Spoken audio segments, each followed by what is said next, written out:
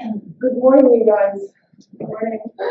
I'm so sorry for this delay, but technology always acts up. So, and I was told not to start before really someone is okaying what I'm doing because all the equipment belongs to the school, so I can't intervene in this. I had to wait. So, thank you for this, and thank you for coming early in the morning. We're still in the break, so I'm happy to have you as my audience today. We're going to talk about something that's very new and very different than everything else because I'm combining here learning pedagogy of two languages. One of them is the critical language, which is Arabic, and the other one is Hebrew. And why I'm putting Arabic and Hebrew together, just to get similarities and analogies between the two languages, for the simple reason that both are Semitic languages and they come from the same source, from the same origin. And you will be really surprised and amazed how much similarities really exist between the two languages, the two systems. What's the additional edutainment? It's more complex, but let's make it easy. I'm a digital humanist as well.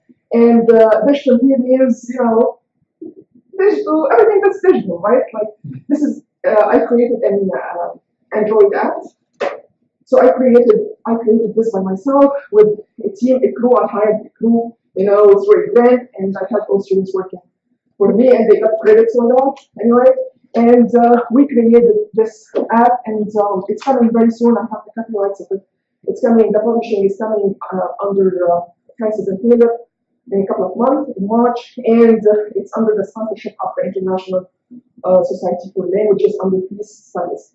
So mainly the project was for the purpose of peace and conflict resolution, but at the same time, since we're talking about pedagogy, and I'm teaching language, at the same time, so we can use this as creating a peace or peaceful space for different students from different backgrounds to meet together really in harmony and in a very integral, gradual, smooth, transition.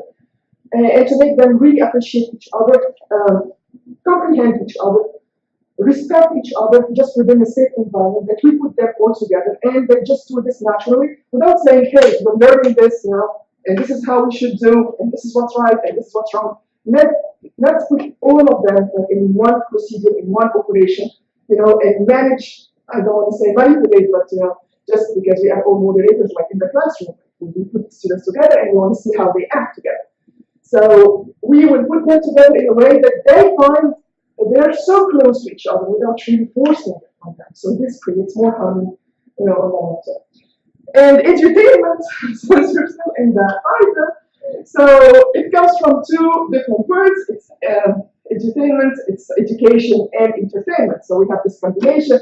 So because it was known before, and a lot of scientists actually and scholars we're so keen on proving that that is nothing that's called games for pedagogy, purpose, and they insisted that just games are for kids to learn and to waste time and things like that. So there is a new trend that insists on the other side, saying that no, there is a lot of things that really kids and adults can get out of games, and especially digital games like the iPad, and the PlayStation and this stuff. There's a lot of things and connotations and cultures and really a lot of things they can get out of this gimmick, situation. And as I said, conflict resolution, so it can be used, this program can be used in two different perspectives, whether in classroom, in teaching language, or in intercultural meeting, cross meeting, right? Or on a different field, in the field, right? I can take it and go to the West Bank, for example. I mean, I can go take it and go somewhere, right? It's not, I don't have plans yet on how to use it. I got just a proposal on how to use it later on, but I didn't think it through on how to take it more seriously in the year. But the thing is, we can just put it for, or make adults work together just to get this, reactivated and planned. So,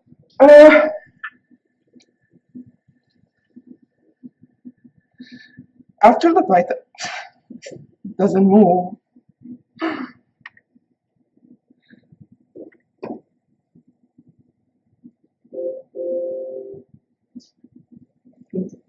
So I will jump in the topic. Okay, thank you. So how learning through gaming can lead to a different world. Um, so edutainment can be very effective in promoting higher levels of engagement, as you can expect and imagine, instead of focusing on entertaining, edutaining modes in on hands-on learning, and then thereby forces educators to question how knowledge should be delivered. So think about the gaming here. In a game, you don't have just, it's not like a book that you have things to understand and to put together, like different bits and pieces in an image to understand what's that and to digest it as a learner. But within a gimmick or through a game, you have really more factors to take into consideration. So we can put oneself up to a more new socio-pragmatic situation, paralinguistics, just not straightforward linguistic terms, used situation, but it has more paralinguistic, more extra-linguistic of notions, intentions and gestures, a lot of things that really accompany, this kind of linguistic cycle, and most of all, huge cultural apparatus that can come, instead of just labeling and memorizing. And I tell my students all the time, you have been told like all the time just to use flashcards. I'm against it. I'm not from this school. I would say don't use flashcards. Don't use flashcards. When you learn something like Arabic, I teach content courses and I teach Arabic language as well. I would say, Arabic is really a huge language that it's very difficult for you to memorize through flashcards. Maybe you can use some at a stage, but you can't really depend. You can't rely on this. Why? Because an average dictionary, Arabic dictionary, is 80,000 words.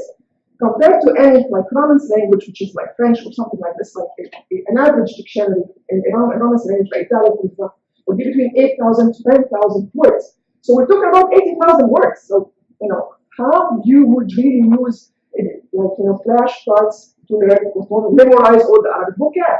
Even native, they don't have all this, capabilities. So they need more models of learning to help them. So,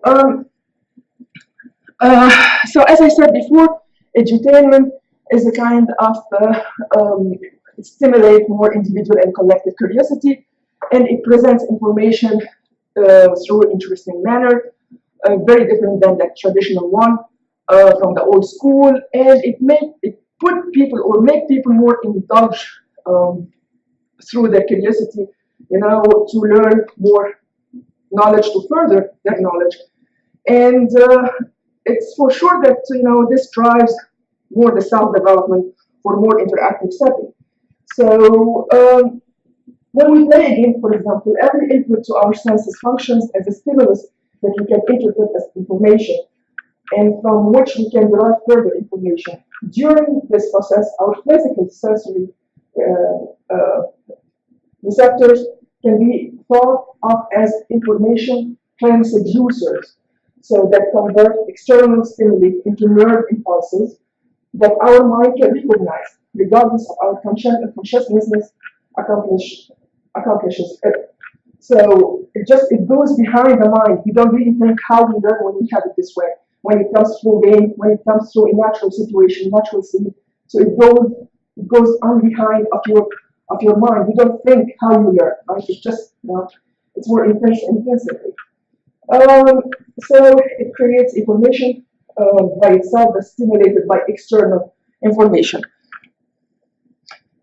So this project provides a schematic overview of alternatives of learning the Arabic and Hebrew reading systems in order to resolve conflict. So as I said, I created an Android application that can be uploaded to an iPhone, smart iPhone, or an iPad, and this is to advance the Arabic and Hebrew levels of learning, by the way. So once the game is over, you have after a few hours of playing, you can learn how to decipher the two reading systems of the language, and this will set you into a cultural world filled with similarities and analogies.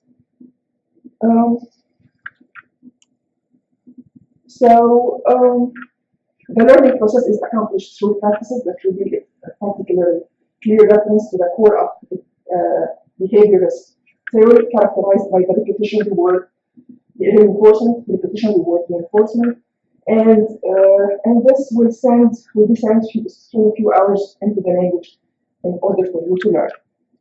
So as I said, this project, can expand really the building of a global community through humanizing digital alphabets. Since we start at the beginning only with deciphering the language system, how to read both languages, which is very different from the Romance or the Anglo-Saxon language, and then it expands the experience of personal growth that requires conscious reflection, because you think of what you learn, not of the purpose of the game itself. And it reveals a cultural connotation of the intersection between Arabic and Hebrew, since both are Semitic language. And the methodology of this app is called the ludic methodology, and ludic simply means fun. So it's the fun methodology, which means that you're learning through fun. So when you learn through fun, as I said, you're not imposing any information, but it comes naturally. So it has liberty, enjoyment, creativity, and relationship without the surrounding world. So the goals to reach through the Android project will be, so this digital work, can help rebuild, especially communities after conflicts, and it makes people really understand each other. It constructs an inclusive community that reflects collective values and common humanity from the local to the global level. So I want to take the learner from the local to the global level to have better understanding of the nature of the other that will not be called as other from now on. And this is how all community members, include scholars and learners, can commit to building the long-term social infrastructure that is needed to bring humanities together. So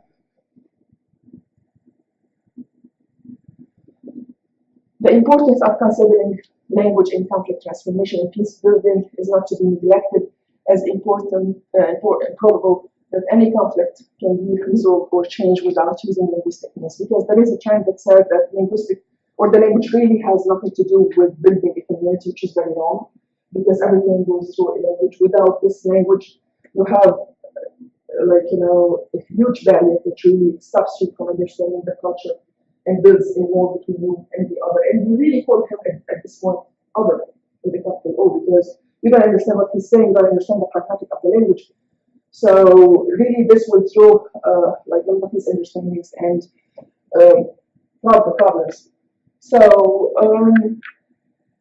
the multi-sensuous engagement and motility project represents a new approach to learning Arabic and Hebrew, one that can be discovered, used, and experienced in the pursuit of a desirable learning experience for the purpose of resolving issues between communities, and in this case would be Arab-Israeli conflict, if you want to take it to the field, and will be just introducing the differences between others, in the classroom.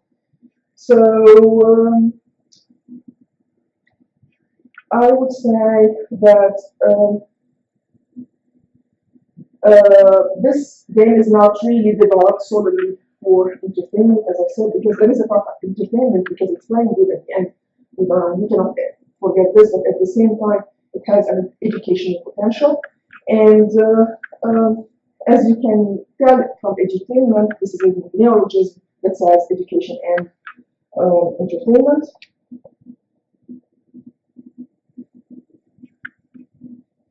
So here I want to move a little bit to show you the app, how it works, because we don't want to talk a lot without really showing the real concept of the thing, because it's a long, chapter, huge chapter, so I don't want to go over everything, all the details and the theories, and let's go to the app. So this bilingual edutainment project is more kind of adventure, and it's adventure through the other, not through the self. So in order to build understanding and appreciation. And it's very important to understand that when I have two people from different backgrounds playing this game, they have to find out at the end what common interests or common traits between both of them. There is a historically notion in it because both come from the same language, which is Sem, which is Semitic language, right? And before we start this, just 2 words about the two systems of the language, because this will take us immediately. We jump in how to play the game itself. We need to understand the two systems. First of all, the Arabic language has 28 letters alphabet, right? And the 28 consonants, we consider 3 out of the 28 as vowels, long vowels. So we have 3 main sounds, which is a, u, and e. Only 3 sounds, right? A, u, and e. So these letters can be considered as long vowels or as consonants at the same time. It depends on how they are used, but mainly I have these 3 sounds. And then a letter can be really said by itself. I have to have like an A to the letter, added to the letter in order for me to say it. So we have accents, right? So every letter should have an accent, even though if you don't see it, but there is a system to learn how to really know what kind of accent is supposed to be here without having it right in front of the reader. So these accents are like, short vowels, like, the French system, if you know, the French system, the A, things like that. So it's more E, we have a lot of things like that. And it's written from right to left, which is different than English, right? And the Hebrew reading system, they have only 22 letters, the alphabet still, and it's started with the same start as Arabic, so it's Alif Bet, like, AD, which is Arabic, Alif Bet. So if even we go over the letters, we find that they have the very same letters, right? And they have, it's more, I would say, it's not objective to say easy, but it's, to a certain degree, it's really easier than all what Arabic has as a system. Because you can just go ahead and read what you have in front of you without really thinking how the letter can be read, unless you have, like the old Hebrew, for example, used to have all these dashes and dots, to give you this little sounds that Arabic have. So the new Hebrew is more modernized, and they don't use this, like barely they use it. They don't use it much at all.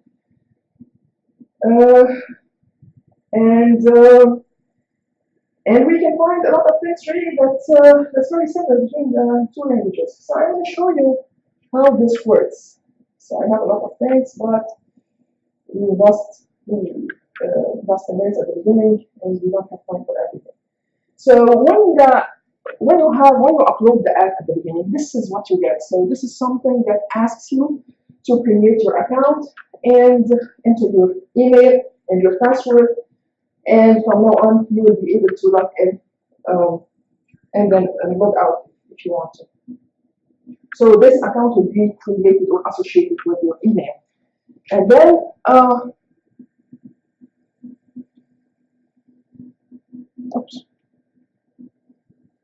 so you create the account. You create the account, and then you find this screen coming to you, asking you if you want to play Arabic or Hebrew. Actually, you will not be able to choose. It's a tricky screen. So you have to go first by Arabic. And why is that? Because at the language level, there is more complexities with Arabic. It's not because Arabic is nicer or prettier or more beautiful. It's not. This is not the thing. But you have to go by order, and it's meant to be this way because it teaches the learner not to jump into conclusions. You don't want to jump. You don't want to go through, the no knowledge. You don't want to go through old ideas. You want to go really one by one step gradually to get this thing into your mind. So you will go through Arabic first. And then when you say Arabic, you will find different sets. You have 7 sets in Arabic. And why 7 sets? Because there is something that's very nice that happen to be in Arabic, which is we have only 7 sets, and these sets, it's one shape, And it's because of the difference of the dots, whether up or below the letter, I change the letter. So it's like a like a smile person like this, right? If I have a dot up, this will be N, noon.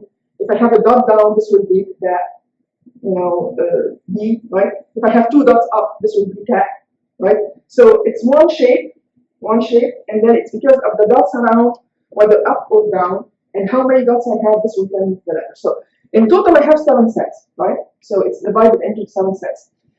And then you go by set. You can't really go, you can jump. You have to go by order as a set.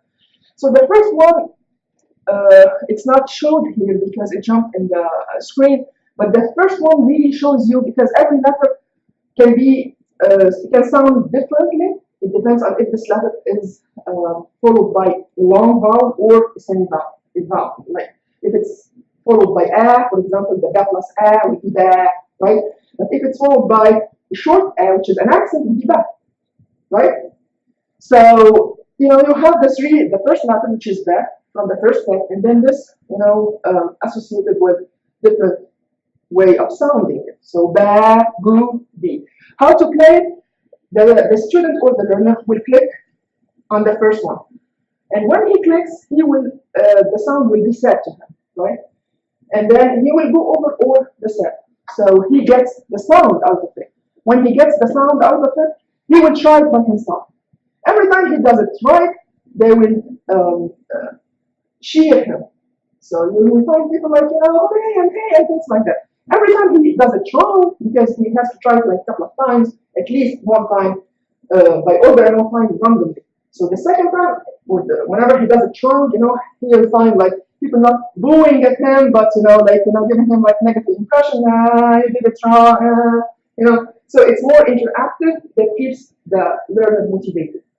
So he learns the first set with the first long vowels, how to use. And then the same set will take you to another with the same vowel, with the same letter, to associated with short vowels, which is, you have it here. The first one in pink, this little thing above it, it's foo, so this would be boo. The second one in orange, see the short vowel that you have it below it, it's E, so it's B. The third one in purple, the accent above it is A, so this is ba. And the last one in blue, this gold is silent, so it's b. So I have boo, b, ba, b. Different sounds using short vowels instead of the long vowels. Okay? And he will try the same thing, which is, he will listen, he will learn, and then he'll try it on his own. He will get it right, he will be praised, he'll get it wrong, he will be alone, like you were doing it wrong, right? And then after that, he should be okay. Like this procedure really won't take much because it's very simple. It's at a very basic level, so there is no much time put in this. He can really grab it. And when we repeat it with different sets, you will repeat it through the same system. So this is repetition enforcement. So you're reinforcing the idea through a repetition pattern. It's more stimulus repetition, right? And then after finishing the 7 sets, he'll find that just by combining, any 2 sets, he can say a word. And this word will be like, here you have the first, you have this word, this is one word. If you split it into 2, you have 2 sets. The first one is the ba plus the long vowel, which is a, so it's ba. And then the second one is the ba plus the silent one, so b. So I'm using the same letter. The first time with the long vowel, which is ba, it's more syllabic. And the second one with the sukun, with the silent ball, that makes it ba. So it's ba, used one time with a, long vowel, and one time with short vowel, right? So ba, b, right? And then animation comes here to show you that any combination of syllables will have a real word. So that means, means the door, right? And then you'll find the door opening to you. So you'll have this animation, you have this part, and you have things coming up, to show you that, okay, there is a door in this door. So by combining any, you have this kind of not only interaction, but animation to reinforce the idea of using the syllables. So until now, there is nothing but Arabic, right? But this will be repeated later in Hebrew to find what brings them together. Right? So let's say he finished set 1, so he can tweet it, and say to his friend, hey, I'm done, I learned, this is 30% of the language, how to read the language, I'm good now, and hey, and he can tweet, retweet, do whatever he wants. And then after finishing all this, he has to move on. He has to go to learning Hebrew. And as you can see, we have here 4 sets. And it's not because of the similarities between shapes, but it has more to do with it's actually more division by order, the first few letters all together, because Hebrew really does not have this complexity, so it's much easier to go by order in this, and since it's much less than Arabic, so I put it into 4 settings. So you have here, start set, the same, he clicks, he listens, and he repeats, and things like that, until he knows really how the letters work. And then you have set, you can see the first button here, when he clicks on it, he gets the sound set, and then when he tries his sheer or his good, kind of, and you have all the 6 dots or 7 dots at the beginning. This counts for you how many points you're getting. So you're getting right? So if you're getting correct, you're having all this done until you get the 7 points completed. And then when you're done with this, which is something that won't take time or as much time, as expected, you'll find that by popping up pictures and having animation, if you read the word in Arabic and you read it in Hebrew, it gives you the picture. So this Marak, for example, means soup. So it's written, I read it now in both languages, it gives you the very same thing. So with animation that comes this time, it tells you or gives you words, and once you read it in the 2 languages, you have the picture, with an animation coming to you to tell you, hey, same for both. So this what makes both associated. This is, in case I'm using this app in a classroom, there is another feature that I can use a dashboard, to track how students are doing. So I can see, I can give them, there's a chart that really measures for me their success, how they advance, what they do, their progress, things like that. So in case it's in the classroom, it's done this way. In case it's not in the classroom, even as in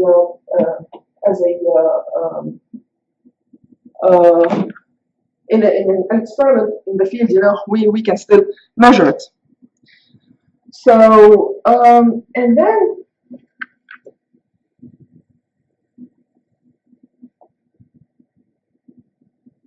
the purpose of this, as I said, it's more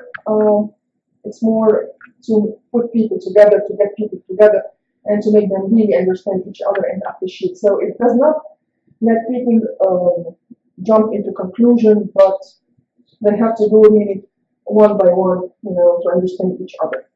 So the strategies are for conflict resolution is to separate someone from a situation that engenders personal anger, communication, or communicate feelings assertively, not aggressively, and accept that individual opinions may differ. So there is differences between the 2 languages, but at the end they come together into one situation, one thing. So they like each other, and the amount of similarities really between the 2 languages is not expected. It's really like the first time when I learned Hebrew, I found that wow, this is really it's too much in common. It's a lot in common. So why would people really have this, conflict and this, grudge, right, towards each other? It just needs, to put them together, to have this, to use more non-traditional tools to make people understand each other and to find that, hey, we're coming maybe from the same origin and we can do something together and we can understand each other and we can play with each other as well, which is a fun situation, right?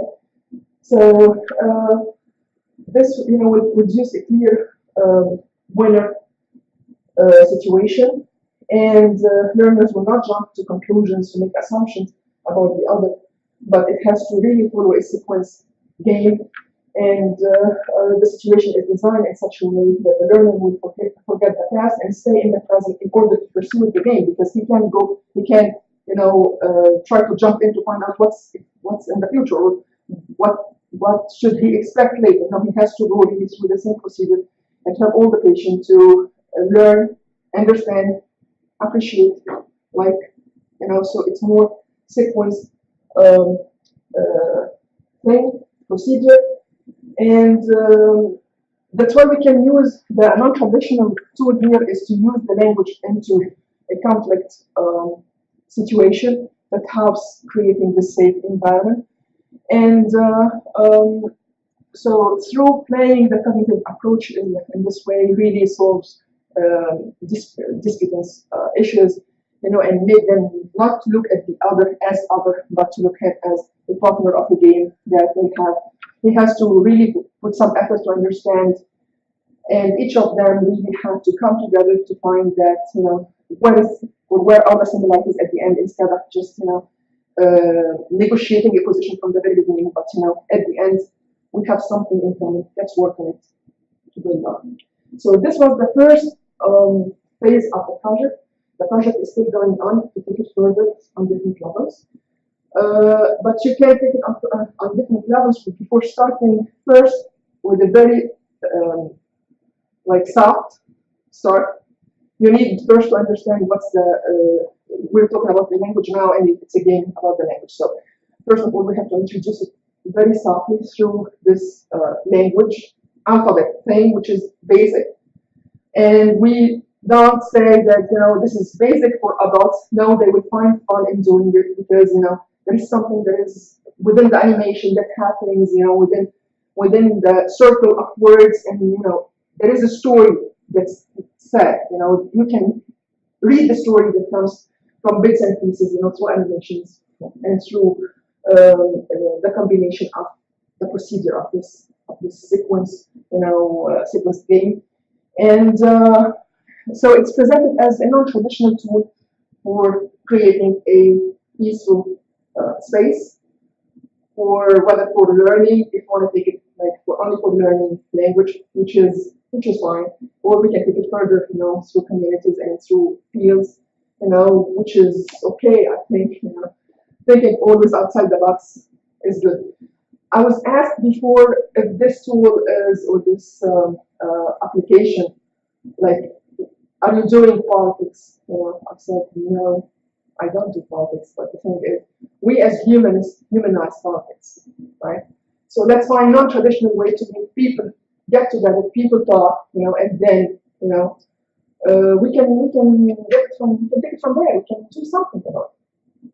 So, and that's why today I was expecting another colleague from SIS to demonstrate another non-traditional tool as well in peace conflict resolution, but unfortunately he got sick, and he couldn't. So, just to show different non-traditional tools of this is the beginning, right? Instead of forcing, imposing, saying yes and right, teaching, let's take it a normal human procedure that really lead or help people to get to that.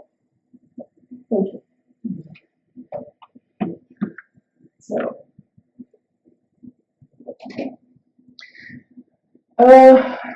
and then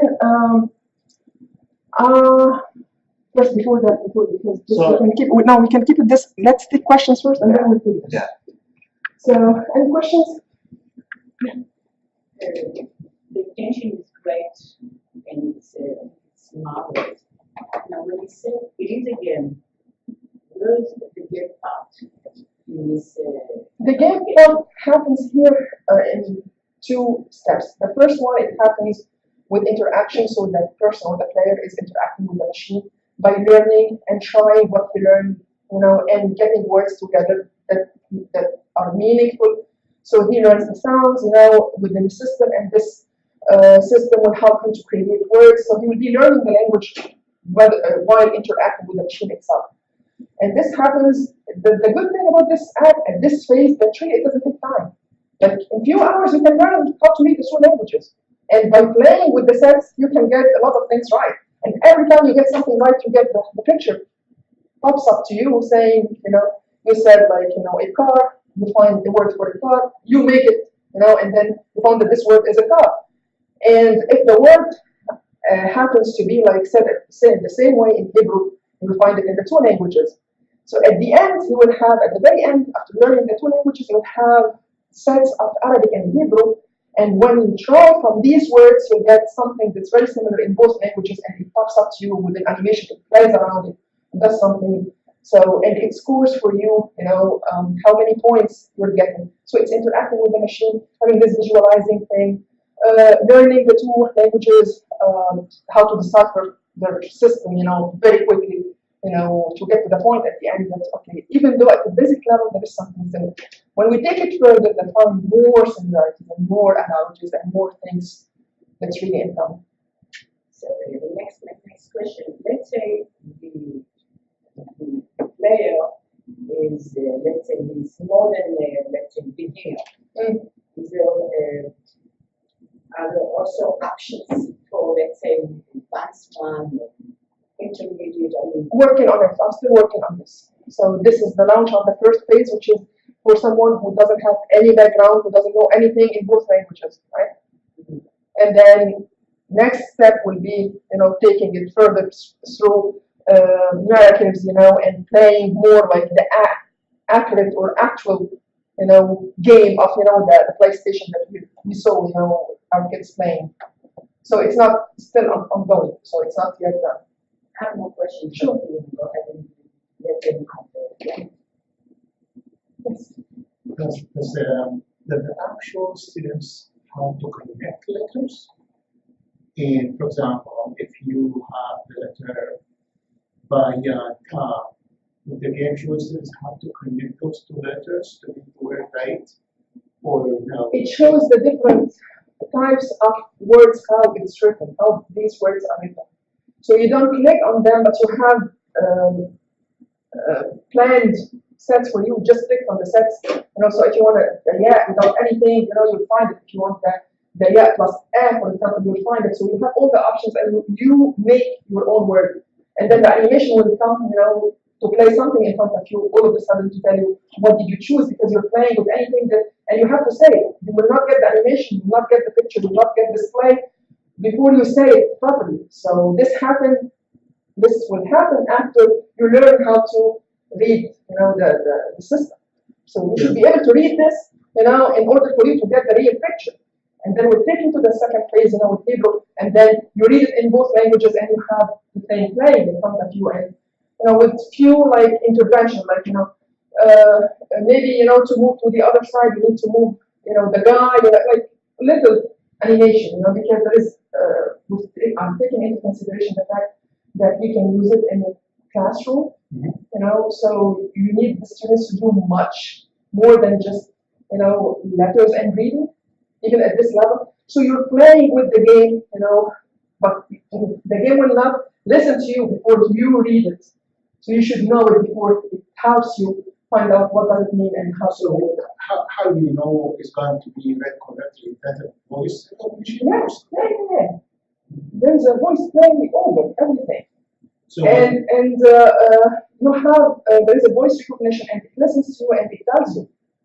So it's like this is the interaction, because at this level, I want the learner, to find out that there is something that he can reach at the other end. So I'm not putting two people together to play the same game, but I'm putting everyone on a laptop. And then the same person will find, whether he is from Arabic or from Hebrew background, he'll find that there is a common point to start with. And then the second phase will come to help to put two learners together and things like that. But the very first, I just want to start from the scratch. Let's have one person, talk to the machine, interact with the machine, get this understanding, and then we take it from there. I just a follow-up question. Okay, yeah. In this case, the students need to know also vowel. For example, if I give them the letter ba, ya, and ka, they need to know the diphthong I like bait, or they need to know no diphthong is then beat. So would it be possible to, well, I know that students could put the letters together to make a word and they can read it correctly and then they get the answer. But is it possible also to see the letters in Arabic vowel in a way that you will be able to know the difference between bait in B or J in G or those kind of things? Or is it just common words? I understand where you're coming from. Because I'm a teacher, I'm sorry. No. The thing is, what you say is very good if I keep it at the level of just a language classroom, right? Yeah. Because bait and bait both means house, right? So, and this, with difference of colloquials, right, some would say bait, some would say bait, I would say bait, but if I didn't understand it, I would say bait, right? So at the end of the day, both are saying the same thing. So they would have the options of vowel, like, bat would be bat and a, yet would be yet, and the silent was sukoon. So ba'i, right? And then the ta, will be just left by itself. And there is some notes in the app that tells that if the letter is left by itself, it's just silent. So they can make the bait, but in case they get beat instead of bait, they're still getting the same thing because there is really something behind the project that I want them to go or reach a different goal. Okay, they are learning, but this is at a level of language accuracy that's not really it's not my first or initial goal at this point because both will say the same thing. I want them really to go through the procedure and learn, have understanding of the nature of the language more, than just saying be more accurate. Because if you get the native, and ask them, okay, when you would, even for natives, in the spoken language, it doesn't make a difference. So it's good and important for students who learn in the classroom, but within such holistic project, you need them, to say house, right? More than just the bay and B and and they have the options because the letter left by itself is just silent, and the bay, with sukoon, so they can get the bay, right? So this guys will be very Arabic thing. Yeah. I have one question. Please. So my question is more philosophical. Is the intention of the app to simply highlight the similarity in languages, or is the assumption that an awareness of the similarity in languages presupposes an awareness of the similarity of culture and thought? Yes. And I'm guessing, does it automatically follow that works toward peacemaking? We fought in wars with the Germans, and the Germans speak a very similar language to English, and some structurally, grammatically, linguistically. Is that enough? I guess. What has your experience been with having this conversation, with feeling the deep similarities between Hebrew and Arabic? Have you noticed in your students a different kind of experience after having gone through something like this? When I have students with a Hebrew background, for example, they attend, they take Arabic classes, and every time they find an analogy or similarity, they jump. There is an immediate wow, and they scream in the class, So visibly, you can tell immediately that wow, there's something here. So this is what I'm looking for at this point because it's very basic level. Right. When I take it further, I go over intellectually, philosophically, behind, ethically, I take it, deeply, right? But I want this attention just to break the ice, right? Because this project can be tried in the field. You can take it, where there is a conflict, right? And this can be applied even on different languages when there is a conflict zone. And you can try it if there is this condition of similarities between two languages. Like in Africa, for example, and you have the tribes, there is something in common that you can start with, but it's not my specialty anyway. It's just the concept of, the thing. And since I work on minorities in the Middle East, and identity struggle and things like that. So this time I put it through the language because the language is so neglected, as having an initial role in communication, in conflict zone, which is very unfair, right? So I'm using the language through the digital world just to get this, wow, let's bring that, let's try it in the field. You have two camps, just each sitting, they don't want to sit together, that's fine, right? Let's have them both in different sides. Let's have each on a laptop on a computer. Let's then play. And then have this experiment of getting them together. And this human experience. So they break the ice first, they get together, and then you would have further, so it works on more psychological. Okay, so it's more that it creates an opportunity for some kind of shared experience. Yes. It happens to be about the similarity in language. Yes. It's not that an awareness that someone's language is same to you. It's not purely language, no. Okay. But anyway, you're learning the language, which is good. Right, right. I mean, Right, which has the ancillary benefit of allowing people to talk to each other. And this will make us use it in a classroom as well. Right? So because if I take a classroom and then say, you have two camps, you can't do this. I mean, it's we have to do it differently in the classroom. You can't, say black and white or good. I mean, you have to work with different things. But having the language component really shares the idea, or it's very explicit that it really plays a very strong role in communication, which is the most important thing, in breaking the ice, right? And it comes with the case of the classroom, which is very important as well as it's on campus, based. When I created this app, I didn't have, to tell you the truth, and I'm not supposed to say this because I did it for these studies, right? So I didn't have the classroom option, And then, they asked me to include it, incorporate it, because, they want to use it on campus-based, project. So I said, let's add some stuff to help students as well, which is good. But I will not take it, to an Arabic classroom and do it because maybe here would be a kind of forcing people or the concept on the students, right? But I will do it in intercultural cross-meeting classroom, so they can try this, for a session or two, they can come after this, their notes, the implications, the impact that they got from it, negative, positive, things like this, but just purely language, and they're learning Arabic, and I'm telling them, hey, today you're going to learn Hebrew, so it has to be sensitive a little bit. Yeah. So, questions? Do you have a copy of the app that you can show us?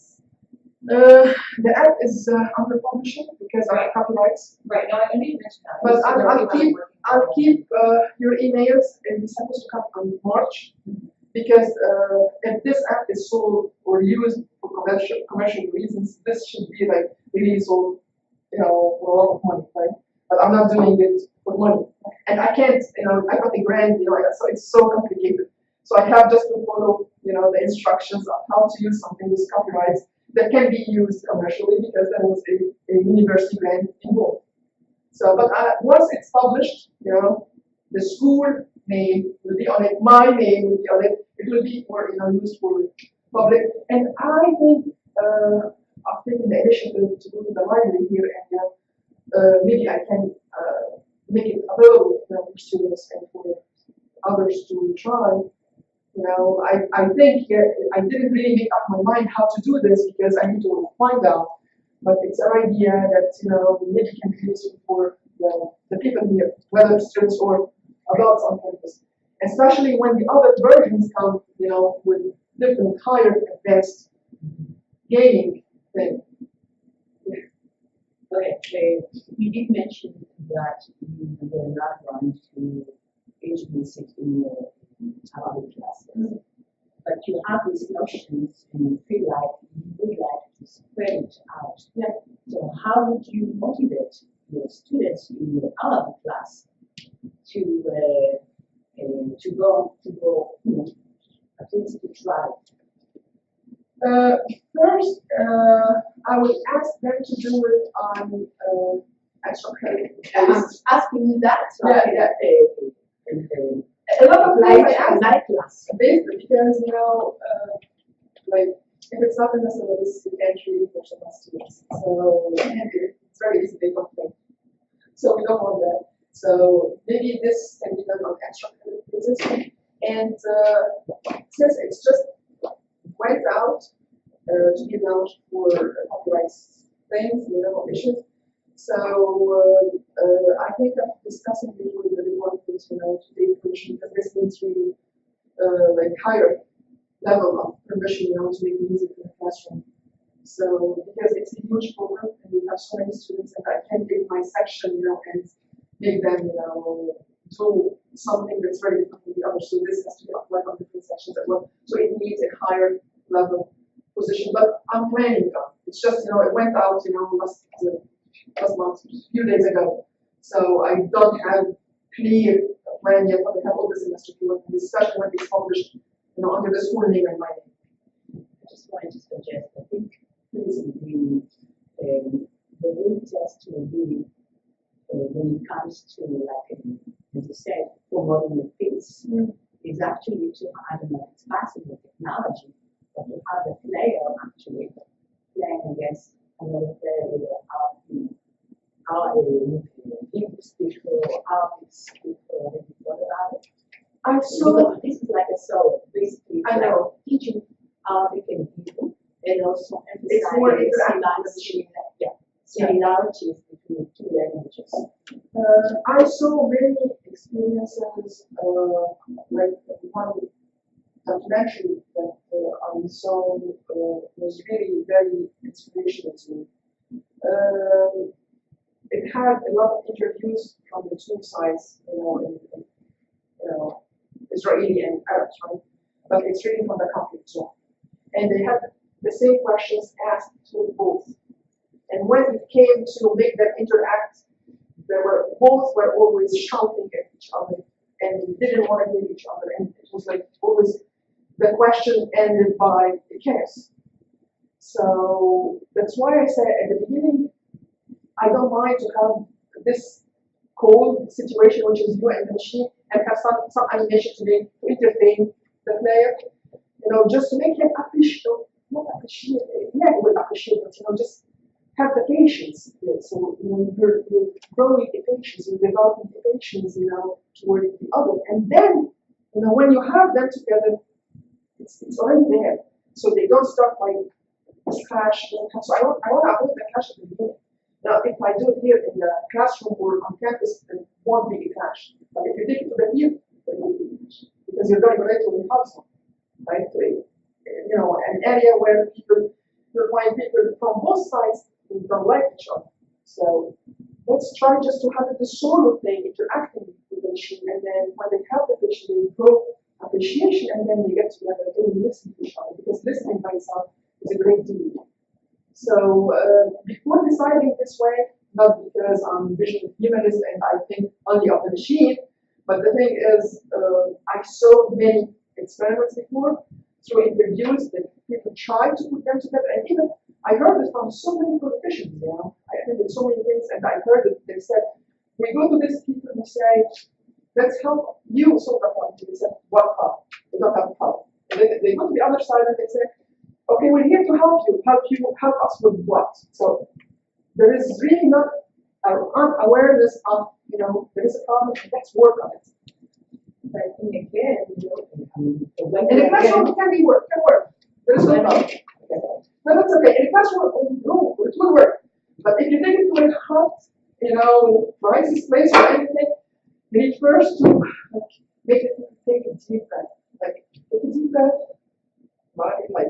Have understanding, develop this feeling thing, and then you get together. So it's more experimental thing. So based on research, just to avoid the clash, just grow this feeling separately and then demonstrate. What I meant is that you say again, sometimes the students there is again that people from all over the world, let's say, with different backgrounds, let's say even clashes background, just play the game, and the politics things is not there. You see what I mean? So, but if it's students, yes, but if it's with adults, with histories, stories, and grudge, you find like clash is more possible to happen. So try to avoid it. let's trick the people away from each other. then we'll be good. Is the other tool that you mentioned, is that also No, it's an experience of negotiation between two camps in the field. Again, kind of tricking the people, not tricking, it's based on the same underlying? based on the same, not forcing, but just let them get together without forcing, without, we're nice, like things like that. Yeah. So I wonder if you could maybe get your game into the sections of the AUX. What's The new the American University Experience, the new Okay. as I understand, the students are put into the classes with other students in their major area, Okay. or their intended major area, so that may be a place that you could also have. And how to approach this, how to do it. Do you know who is in charge of it? I can Who to email approach? Yeah. Who? Yeah, Andrea Brenner is in charge of it. It's basically they're rolling it out so that in another year or two, every freshman will have to take this class. Did you say Michael Burton? No, not Michael. Andrea. Oh, yeah.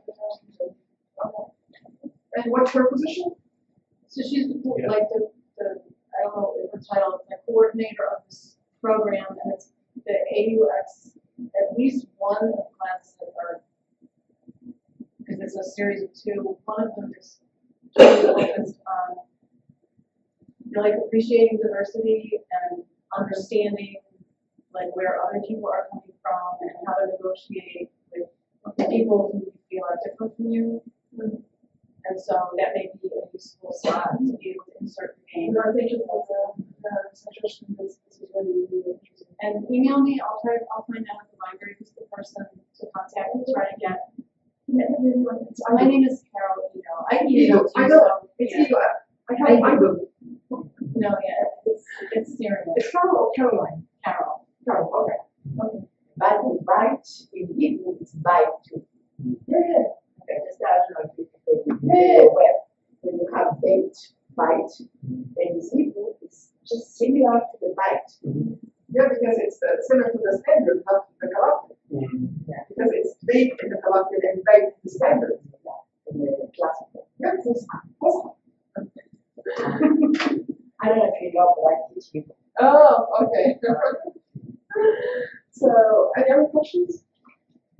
Yeah. Thank you.